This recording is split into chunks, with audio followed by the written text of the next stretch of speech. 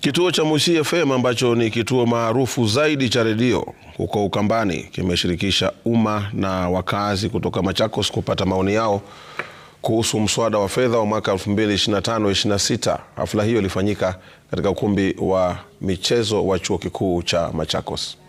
Yes. We all know what development is. We get percentage almost. Ila tumeta kaunti share sunio mauno ile we quality ya mbendo. Thank you. Hiki kuitwa exempt ya uno tax ya ile kuitwa. Tumekutana na wananchi wa Machakos Town tukaongelelea Finance Bill 2025-2026. Watu wamejitokeza kwa wingi, wamepeana maoni yao.